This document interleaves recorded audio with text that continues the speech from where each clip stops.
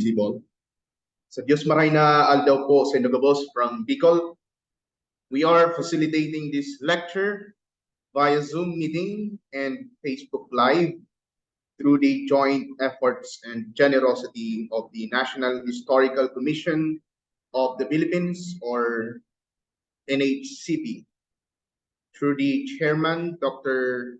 Emmanuel Calairo, the Local Historical Committees Network, or the LHCN, through Mr. Alec Hiradila, the San Jose Heritage Group headed by Mr. Jose Leandro Monasterio, and the Saysay Bikol headed by Reverend Father Francis Tordilla, Mr. Victor Nierba, and Mr. Javier Leonardo Rogeria. Diyos mabalos po, thank you so much in advance for giving us this platform and opportunity to share insights and propositions on the advancements or development of Partido Historiography. To all our viewers and participants, we greet you with a pleasant afternoon, and we thank you for being with us today in this lecture. The purpose of this lecture is to conduct a cursory review of the development of the historiography of the 4th Legislative District of Camarines Sur, which is catalyzed by the works of the well-known historians, notably Francisco Mallari,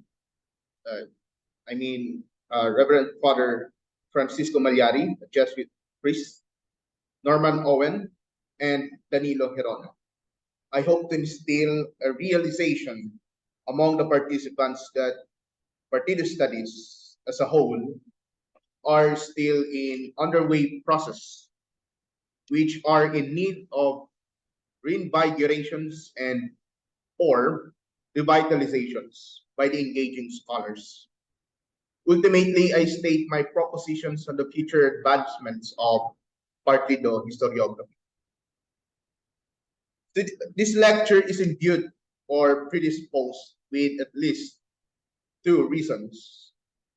On the one hand, the lecture hopes to contribute to the growing aspirations of developing or amplifying the studies and discourses centered on the future and history in Partido. The aforementioned aspiration can be traced back to the early phases of Museo de Sarog's development. Museo de Sarog, or MDI, is a university museum in Partido State University, which was established in 2006, at the time when Dr. Modesto de Terra was the university president. Correspondingly, Ms. Delcy Millares became the first museum curator of the Museo de Sarog after attending the training on cultural development, which was facilitated by the University of the Philippines, Visayas. So on October 24, 2005, Ms. Delcy sent a formal letter to Dr. De Terra informing him that the conceptualized PSU Museum is now ready to exhibit its collections representing historico-cultural heritage of the 3rd District of Camarines Sur. So it must be noted that there was a transition on the designations of districts. Partido District was the 3rd District of Camarines Sur from the year 1987 until the year 2009, when it was renamed as the 4th Legislative District of Camarines Sur by virtue of Republic Act number 9716, signed on October 12, 2009. So since its launching, the University Museum assumed its mission as stated. Museo de Sarog is a repository of the tangible and intangible cultural heritage of the 4th Congressional District of Camarines Sur. Its name depicts the geographical position of Goa, where Partido State University showcases the museum. In an effort to reinvigorate Museo de Saro, the Partido State University, headed by Dr. Raul Pradicina, has launched the Cultural Mapping Project in 2018. Insofar as the Cultural Mapping Project aimed at the revitalization of the aforementioned University Museum, which is the Museo de Saro, the Cultural Mapping Project also advanced the aspirations to recognize the distinctiveness or the uniqueness of Partido studies, as substantiated by the shred of evidence presented on the slide. Let me read an excerpt as stated. If the Cordilleras have their own, well-documented, share in the Philippine cultural heritage, the group, who are technically the proponents of this program, strongly believes that Partido State has its own unique culture and tradition.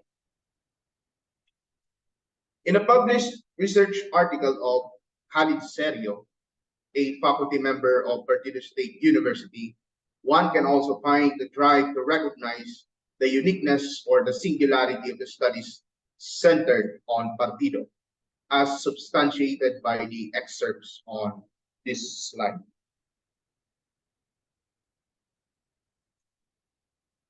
The institutionalization of the Center for Partido Studies in 2018, as facilitated by Partido State University through Dr. Raul Pradicina, also presents us a strong case regarding the continuous drive to advance Partido studies. The institutionalization of the Center for Partido Studies in 2018 is pivotal for fostering Partido studies. The Center for Partido Studies is currently directed or supervised by Dr. Danilo Gerona. The photo on the slide depicts the lecture of Dr. Danilo Gerona during the launching of Danilo Gerona Historical Papers. The event was a springboard to the institutionalization of the Center for Partido Studies in Partido State University. The aspirations presented, as substantiated by the shreds of evidence, evoke the distinctiveness of the local realities in Partido. So correspondingly, this lecture is prepared to contribute to the growing discourses centered on Partido. On the other hand, this lecture is inspired by the existing studies that facilitated evaluative reviews on the different aspects of local history studies in the Philippines. These works of literature that we see on this particular slide has inspired me to also facilitate an evaluative review on the historical studies on Partido. The evaluative review that I'm going to facilitate on this lecture is not a comprehensive review, but rather a cursory review of the extensive historical studies centered on Partido, which were conducted by the historians, notably Norman Owen, Francisco Mallari, and Danilo Gerona. Before we proceed further, allow me to at least introduce to you the Partido district. Allow me to refrain from the extensive discussion of the historical development of Partido as a district, given the limitation of the time for this lecture. It has to be noted that there were many partidos decades earlier, more specifically during the Spanish period. There were mentions of Partido de Iraya, Partido de Lagunoy, and Partido de Sorsogon in the study of Francisco Mallari on Muslim raids on Bikol. The list that I can do is to refer you to the virtual publication of Mr. Javier Leonardo Rogeria on Bikol Kita, wherein he extensively discussed the historical development of the provinces in the Bikol region. Rogeria also mentioned there were at least 8 partidos: the Partido de Contra Costa, Bikol, Rinconada, Lagunoy, Iraya, Tabaco, Sorsogon, Catanduanes? Yes, Catanduanes during the Spanish colonial period. So generally, partido, which stems from the Spanish language, denotes the politico-administrative units. The question as to how the fourth legislative district adopted the name partido, although a research agenda to be pursued in the future, is nevertheless beyond the scope of the lecture. Allow me to simply discuss partido as a legislative district today. According to Kanta, partido is a district in the southeastern part of Camarines Sur. Partido district is composed of 10 municipalities, namely Caramoan, Garchitorena, Goa, Lagunoy, Presentacion, Sangay, San Jose, Siruma, Tigaon, and Tinambak. The Partido district today is actually the resemblance of Partido de Lagunoy decades earlier. From this point onward, we are about to explore the historical studies centered on Partido.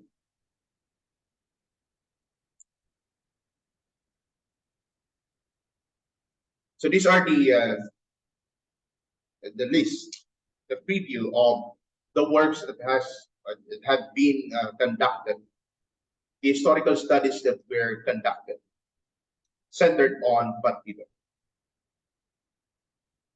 The works of the American historian Norman Owen, particularly his Bikol blend and problems in Partido, are informative on the historical realities in the district.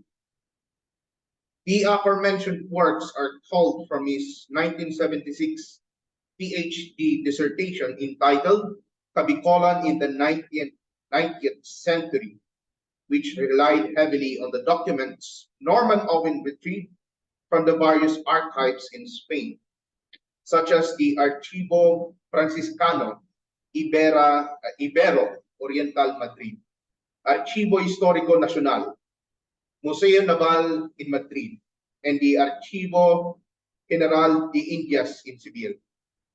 The above-mentioned dissertation is largely economic or agricultural history, as it is focused on the emergence of the abaca industry in the Bikol region. The extensive works of Norman Owen on Bikol historiography are one of the milestones of the advancement of local history studies in the Philippines. In his article on the Requiem for a Heroic Priest, which is included in his Bikol blend, pages 36 to 38, Norman Owen stated clearly his fascination with Marcelino Corona, who was one of the leading advocates of local history studies in the Philippines. Norman Owen was also associated with John Larkin and Bruce Cruikshank, who are also well known for their works on the local history in the Philippines. So Norman Owen's appreciation of local history studies can be best described by his statement in his book Bikol Blend, as stated on this slide. History is also about smaller places, regions, provinces, even towns, and ordinary people. Norman Owen's mentioned works extensively discuss the evangelical missions and missionaries, largely Franciscans, in the Christianization of the areas or places that are now part of the present-day Partido district that spanned through the 18th and 19th century. The discussion also provides glimpses into the foundation of the various towns in Partido, notably Lagunoy, Goa, Caramoan, San Jose, Tigaon, and Sangay. Norman Owen's articulation of the problems in Partido refers to the conflict or the tension between the pueblo and parish of Lagunoy and the missions of Mount Isaro, which Owen further described as the recurrent theme in the history of Partido. In particular, Norman Owen's Bikol blend includes a short historical research article entitled Requiem for a Heroic Priest, depicting the ministry of the Franciscan priest, Father Joseph Percival, who zealously worked for the Christianization in the various parts of Mount Isarog, Tigaon, Panikwason, Libot, and Lagonoy, as encapsulated by an entry in the burial register of Tigaon prepared by his successor, Father Joseph D. Fuensalida. The works of Dr. Danilo Gerona, specifically his published history books on Goa, San Jose, and Tigaon, are worth mentioning. Dr. Danilo Gerona is currently the Director of Center for Partido Studies at Partido State University. Dr. Gerona did extensive postgraduate research in various archives in the Philippines and in Europe, particularly in Spain and in Holland, as a research fellow of the Spanish government. Dr. Gerona's research interests and specialization are centered much on the early period of the Spanish region in the Philippines. The books that we see on the current slideshow presentation are the only few of the numerous publications Dr. Gerona has initiated. Dr. Gerona also published history books in the various municipalities in Albay Province, the Rinconada District, and Naga City.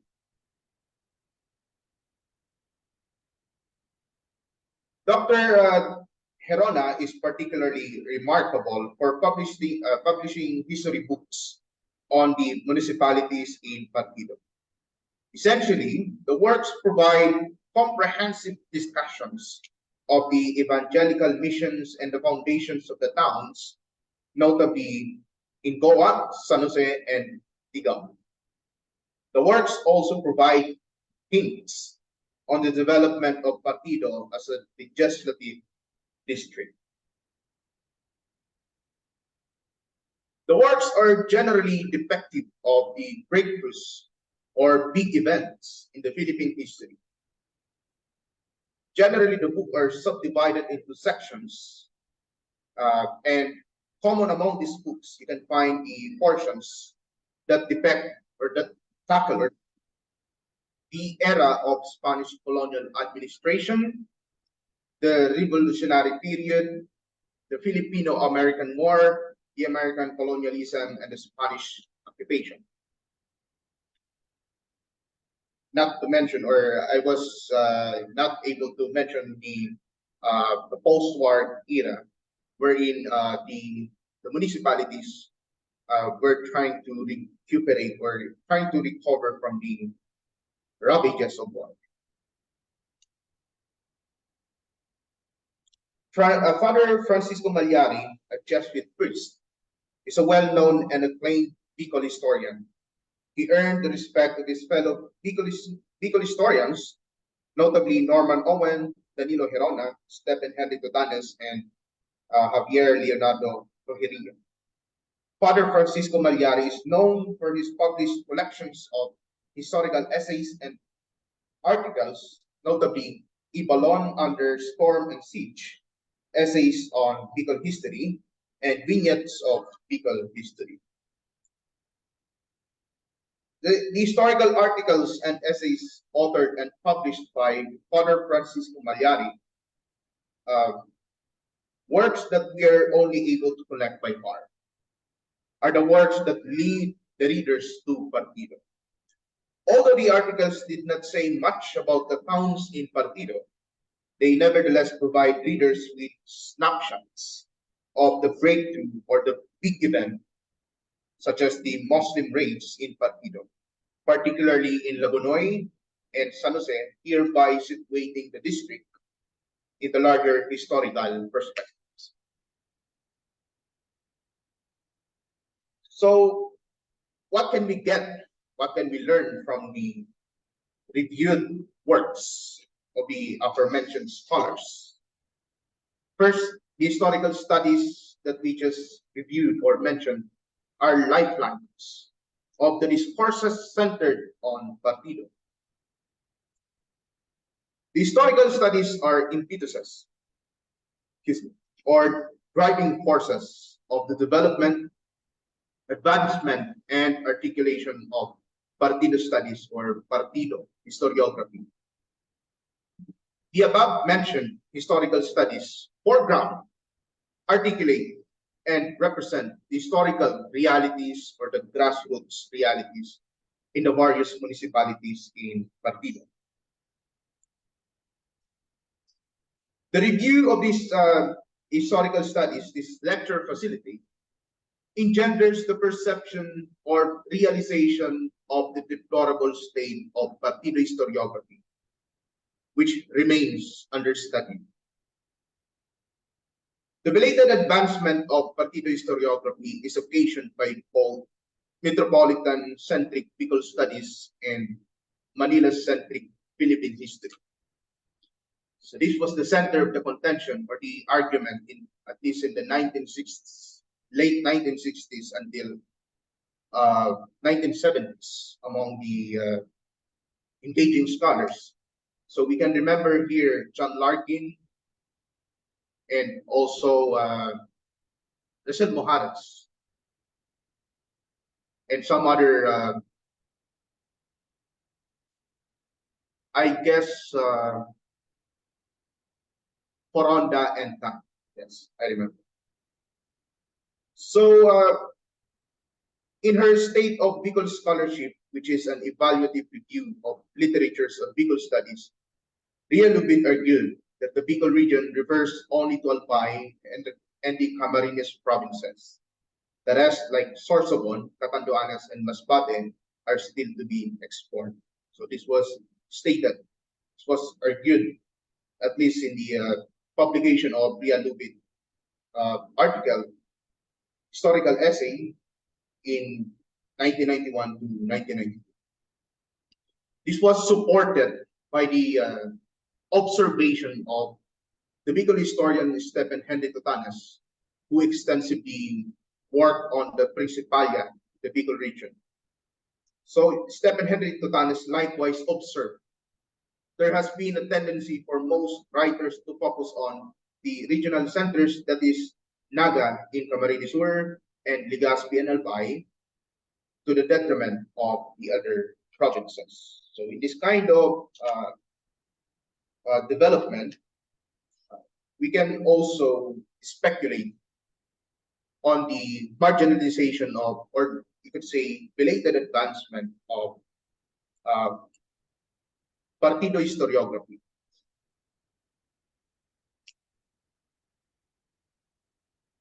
So there is a need to assert not just the articulation, but the placement or inclusion of Partido historiography, the larger scale of Philippine historiography.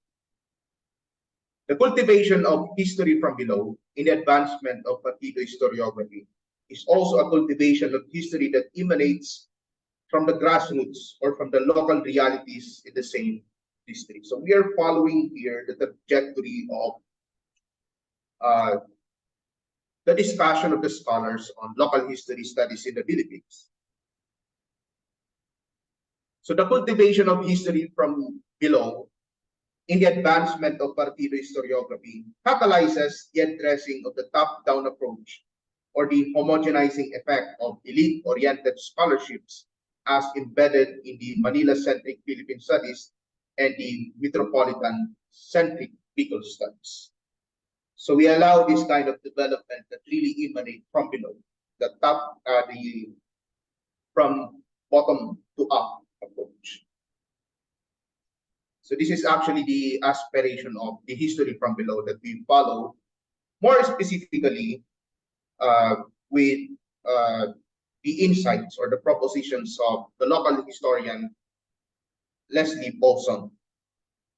To study local history is to understand the grassroots civilization of a people. It is to study history from the bottom up rather than from the top down. So we are following that kind of, yes, the trajectory, or you could say framework.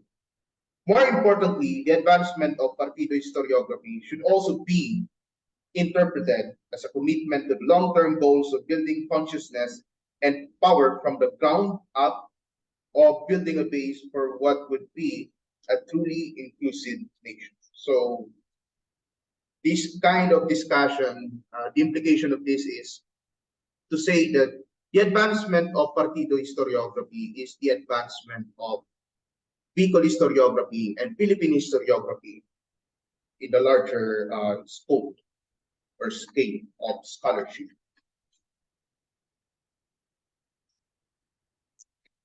So it is in the same light of understanding that Partido historiography can be perceived as a distinct but not separate component of both Bicol and Philippine historiography, following Tan's discourse. So when I presented this paper in one of the conferences just recently, one of the participants asked me, bakit mo naman hinihiwalay yung partido? So I followed this kind of thought or explanation. So we just try to assert partido as a component of the larger perspective or scale of Bicol historiography and Philippine historiography. Hindi naman natin siya hinihiwalay. Partido historiography is actually part, the distinct component. It forms the larger historical perspective.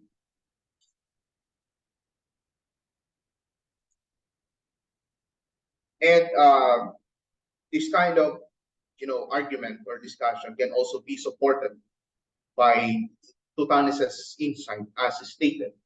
A deeper understanding of the region's history can be arrived at only if its component parts are also given due attention. So I guess we are in line.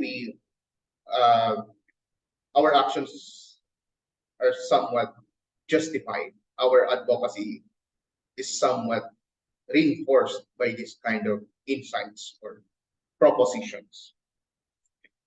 So there is a strong presence of what Mojares called classical colonialist scholarship among the works that we just reviewed a while ago.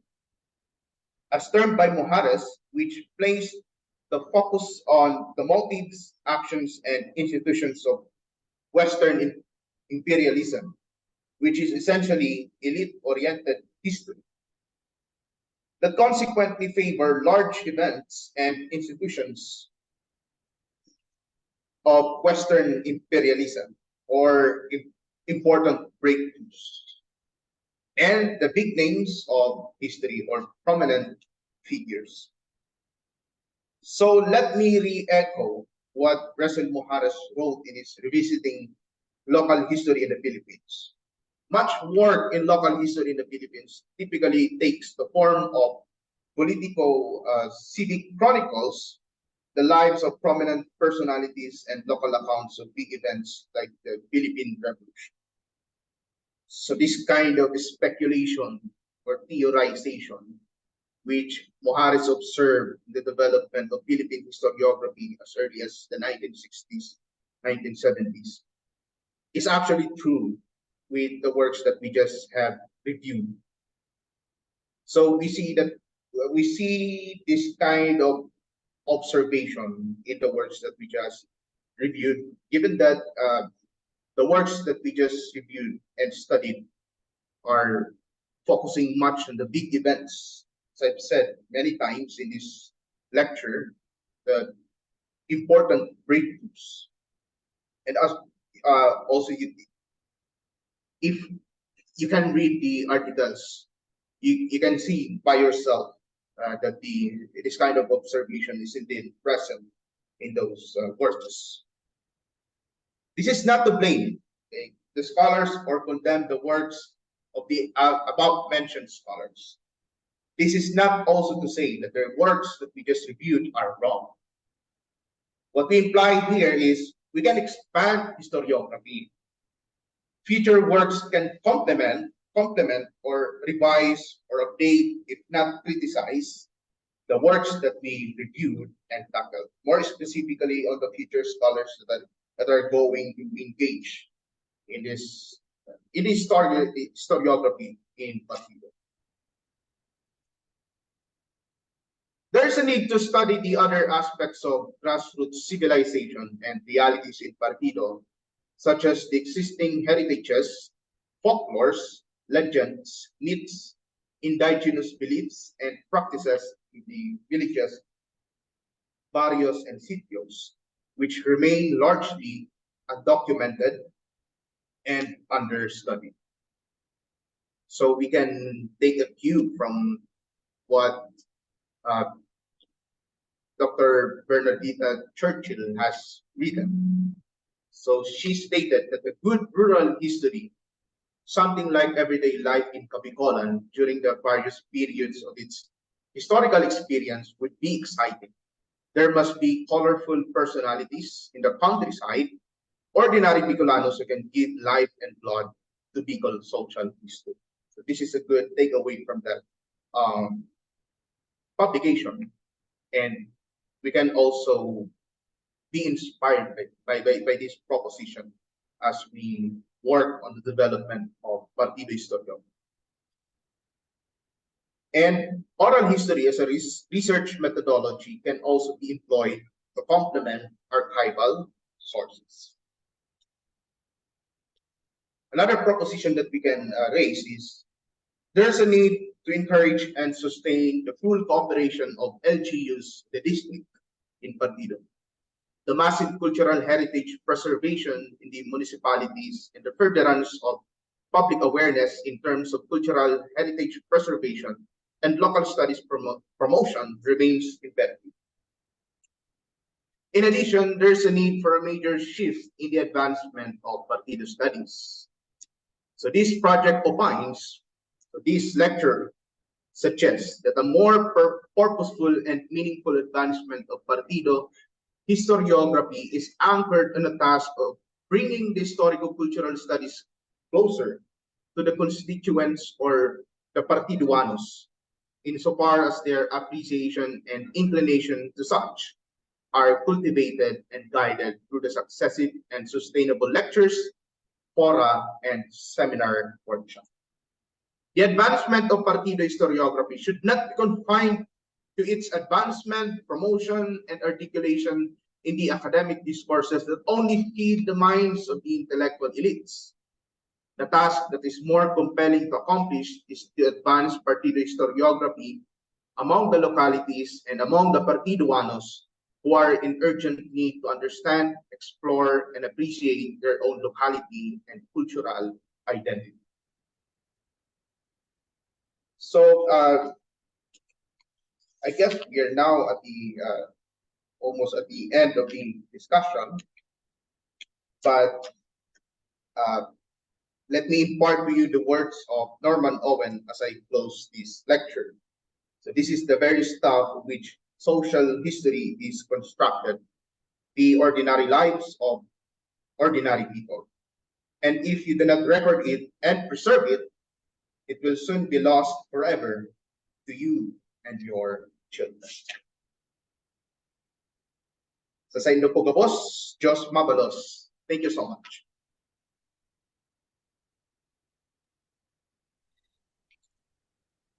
Okay, so thank you, Sir Marjun Sedeño, Sano. I should say that that was really an insightful discussion about the historiography of Partido, and I believe, I hope, our virtual audience have really learned a lot from that lecture. And of course, some might have questions or reactions, so now I am formally opening our virtual forum. Again, if you have queries or feedback for our Zoom participants, just use the hand react button, or if you are shy to ask it yourself, feel free to just write it down in our chat box for our speaker to address your queries. And likewise, to our Facebook audience, just write your comment in the comment section. Tingnan lang natin kung meron na ba dito sa chat box. Okay, so wala pa naman, but someone has sent me a question already. So, Sano, are you ready for the question? Yes, po, sir. Go on po. Okay, so this is from Professor Jai. So thank you, Sir Jai, for being interactive in this session. So the question, Sano, is what aspects of Partido can historians or students of history write about given the research gaps of the existing historiography? Again, I will repeat it one more time. What aspects of Partido can historians or students of history write about given the research gaps of the existing historiography? Sano? Thank you so much po, Sir Dondon, Sano, and Sir Jai for the question. Aspects. So I already enlisted or mentioned some of the uh, aspects or themes or topics that can still be pursued in one of the slideshow presentations. But yes, in addition to what I have mentioned already, perhaps the topics that can still be pursued or that can still be advanced by the incoming scholars or the future scholars, engaging scholars, uh, in line with the aspirations to write the ordinary lives of the ordinary constituents. So perhaps uh, their uh, their lifestyle, their cultural lifestyle, their cultural beliefs in the barrios, uh, which has deeper historical and cultural significance in their community. So there are lots of cultural beliefs, indigenous beliefs that somehow beneficial to the advancement of other sciences, more specifically the disaster risk management. So there are some of the indigenous practices that are also being adopted in that type of study. So I guess I can see personally the importance of those practices. And given that until this day, there are there are local constituents that are still trying to practice those indigenous beliefs or cultural beliefs or practices. And it really gives us some interest. It really intrigued personally when I had the experience on the training on the cultural mapping way back 2018.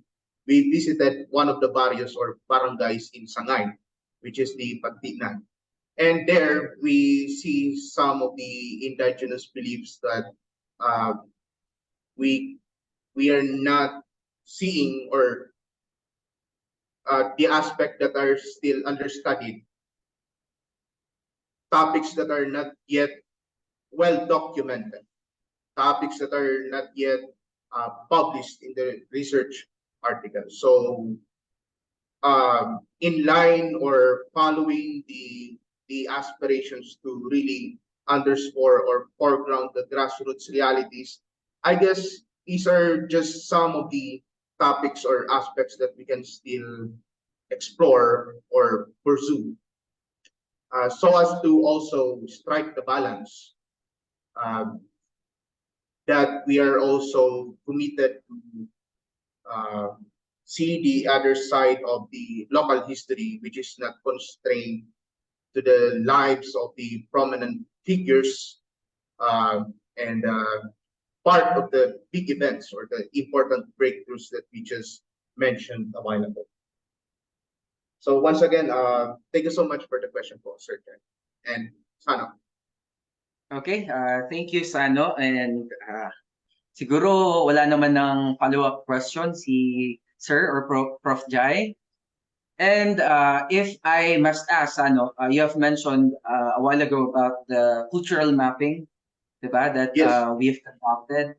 So, kasi ako, diba, I also had my research on the cultural movable heritage about the Balalong. And also I can say that that is one way also of promoting the history culture of Partido by studying about the cultural movable heritage kasi ang dami natin, 'di ba, sa museum natin. So yun, dagdag ko lang. Dagdag ko lang dun sa ano ni Sir Jai sa tanong. So Sir Jai, if you still have follow-up question or additional, so if you don't want to engage, if you don't want to speak here, so just send me a message kung okay na po. Salamat po, Prof. Jai. And okay, so check natin kung meron sa chat box. So wala pa naman. Sa FB Live, parang wala din. Check natin, no? Okay. Questions. So, parang wala pa naman din sa FB Live natin. Okay, so I guess while waiting, no, for our participants to raise their questions, now I would like to take this opportunity to thank all the people behind the realization and success of this activity. First, of course, to ayan, nag-message na si Sir Jai. Kung meron pa bang question, kindly just write down in our chat box, no? So allow me to continue. First, I would like to thank, of course, Professor Jai Rujiria for his commitment to Saysay Bikol's mission, and likewise for inviting me to be your MC and moderator, Sir Jos Mabalos po. Also to Dr. Emmanuel Calairo, the chairman of the National Historical Commission of the Philippines, to Mr. Alec Garadila of the Local Historical Committees Network, and Mr. Jose Leandro Monasterio of the San Jose Heritage Society. Diyos mabalos po sa Indugabos. Right, going back. So, we are encouraging our audience, if you have somehow queries, reaction, additional, any insights about the lecture of our speaker, kindly feel free to just ask your question to our Zoom participants or use the hand react button or just simply write it down in our chat box para maisabi natin sa ating participant, no? For our for our speaker to address it. So likewise, we are encouraging also our Facebook audience. Kindly just write it down in the comment section. So Sano, baka meron ka pang yun, additional? May nakalimutan ba regarding the presentation or about the discussion? Well, Okay. the good thing about the advancing the Partido Historiography kuya is this is also more on the representation, historical representation. So Yes. this is one of the underlying principles that we maintain as we advance Partido Historiography. So we work on this not just because it is, the advancement of Partido Historiography is belated or Partido Historiography was marginalized, but we see now that the historical accounts or historical discussions that are centered on Partido really represent who we are as Partidoanos. So it is no longer, the discussion is no longer centered on historical realities in the metropolitan cities or areas such as the Naga City or the Legazpi City or the Manila, but it is centered on our historical realities, and that represents who we are as Partidonos. Okay, thank you, Sano. I believe we still have another question. So this is from an anonymous attendee. So Sano, should I raise the question now? Yes, po. Go on po. Okay. So, what archival sources can we consult on Partido? So the speaker has emphasized alternative sources and oral testimonies, but what about written testimonies?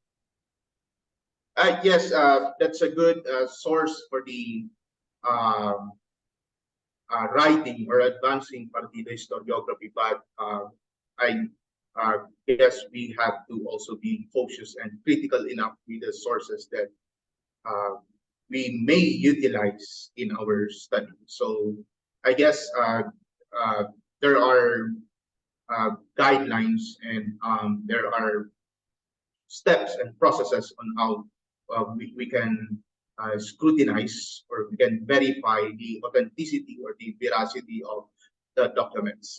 I had no question with the use of the documents, but in terms of the veracity and authenticity, I guess we have to also be critical with that. And there's also the documents that we can I will mention Saysay here. I will mention the additional information of Saysay, and he mentioned that the Erecciones de Pueblos from the National Archives of the Philippines. Yes, okay. So we can also consult or utilize the sources and diaries, journals during the time. It depends also on the topic or themes that we are writing. Or if in case we are writing Japanese occupation, for example, in one of the municipalities here in Partido, halimbawa, you are going to write Japanese occupation in Shanghai. So you can perhaps deal with the document pertaining to the topic, or perhaps merong mga belongings, merong mga natatago pang mga materials that we can also utilize in writing a specific historical studies. And yung historical data papers, we can also consult that.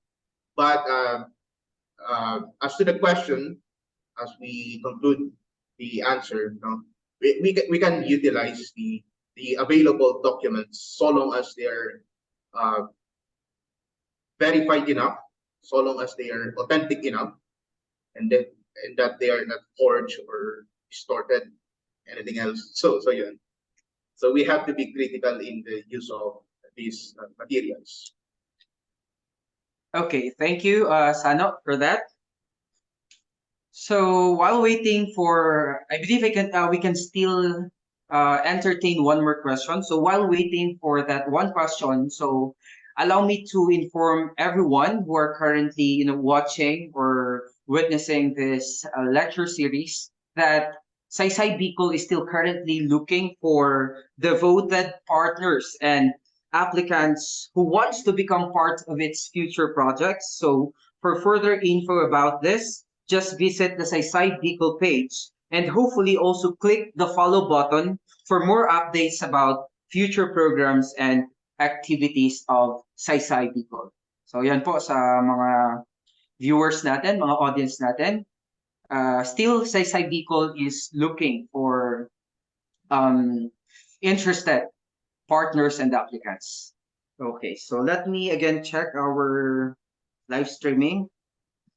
So wala naman. I guess it's my cue to ask my questions. Ano? Can I also ask a question? Yes, Kuya. Go on, Kuya, sir. Okay, so you have mentioned about Partido Historiography being marginalized, no? Yes. So my question is, what do you think are reasons or the reason why Partido Historiography or Partido itself is being marginalized in That's an interesting question. Yeah, actually, that's part of the discussion I have written in my MA thesis, and there's not much comment from my panel members when I raised that argument. But in terms of surfacing that discussion here, well, the factors or the reasons behind the marginalization of Partido Historiography is occasioned by, first, the Manila-centric Philippine history. Historians know very well how the Philippine historiography was developed in the 1960s, as early as the 1950s to 1970s, until the time wherein John Larkin raised or elevate that concern, wherein he observed that Philippine historiography was centered much on Manila, and the uh, the scholarships following John Larkin also uh, argued that indeed, by their observation, most of the historical studies were focusing much on Manila. And given this focus, we can see that the rigor or the historical knowledge production was focusing much on uh, the historical realities in Manila. The books depict much about the important breakthroughs such as the Revolutionary Wars, the Japanese occupation, the American imperialism or American colonialism in the Philippines, and well, of course, the Spanish uh, colonial administration. So typically, the book is subdivided into that type of historical discussion. So walang masyadong na isusulat or the attention was centered on Manila. And in that case, we can also speculate on the belated advancement of Partido Historiography, that kind of, focus. So masyadong nasa sentro or nakatuon yung pansin sa Manila in that kind of perspective, which is the Manila centric. And Sir Jai would comment that that kind of argument was established enough, or that argument was established strongly in the 1970s, as it was also raised or observed by some other scholars. Secondly, we have cited statements or propositions from the engaging scholars on Bikol studies. Earlier, we have stated, we have foregrounded the insights or propositions of two of the leading scholars of Bikol studies, namely Maria Lilia Lubit, who mentioned something about the focus of Bikol studies that was focusing much on the metropolitan centers, namely Naga and Legazpi City. And that observation was supported by Stephen Enrique Panes by stating the same proposition. So masyado na lang daw na nakafocus sa Naga and Legazpi, and I was able to indeed substantiate that speculation or theorization when I reviewed the works of literature on Bikol studies, which indeed, if you can read the writings of Maria Lilia Lubit, you can see there how the development of Bikol studies was concentrated much on the metropolitan centers. But what I'm trying to say is, as I said earlier, we are not blaming historians. We are not saying that their works are wrong, or we are not even condemning their works, but we are just trying to also understand or speculate on the belated advancement of Partido Historiography. So that is how we see the belated advancement of Partido Historiography as prompted or marginalized by those kinds of development, which is the Manila-centric Philippine historiography and the metropolitan-centric Bikol studies. So yun yung mga underlying principles that we can see. Why is that? Bakit ngayon lang tayo umuusbong? Bakit ngayon lang tayo nag-grow or nag-advance? So as I also have shown earlier, meron ng mga aspirations before. May talagang gusto nang gawin eh. And there are actions that are kumbaga nasisentro doon sa advocacy na let us try to also assert who we are as Partiduanos. So this lecture is contributory to that. We are asserting who we are, and we are trying to still explore who we are as Partidoanos through historical studies that we can still advance in the future. So yan po. Okay, thank you, Sano, for enlightening me for that elaboration.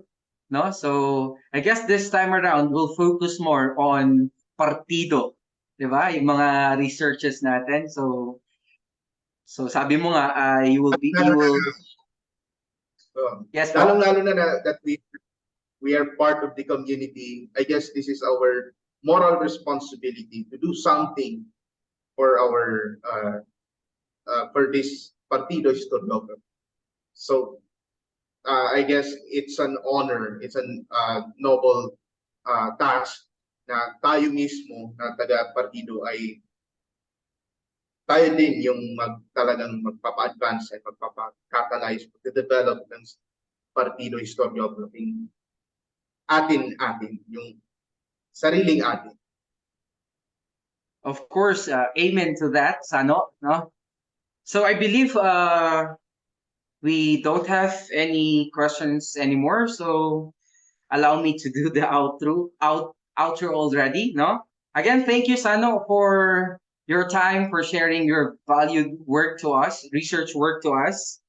That was quite an interactive discussion we just had. I hope and I believe we all have really gained many things about Partido and its historiography from that remarkable discussion. Thank you again, Sir Marjun Sedeño, for sharing your precious time and likewise your valued research work to us. Palakpakan po ulit natin si Sano, Sir Marjun Sedeño. Of course, and again, to all who participated, thank you all for joining us here, and we hope to see you again in the next lecture series. Ulitin ko lang po, no? Saysay Bikol is still currently looking for devoted partners and applicants who wants to become part of its future projects. So for further info about this, just visit the Saysay Bikol page and hopefully also click the follow button for more updates about future programs and activities of Saysay Bikol. And yes, this has been Sir Dondon Casares of Partido State University, now signing off. Thank you all for having me here as your host and moderator. God bless, thank you, and iringat po kita gabos. Sano, Prof. Jai.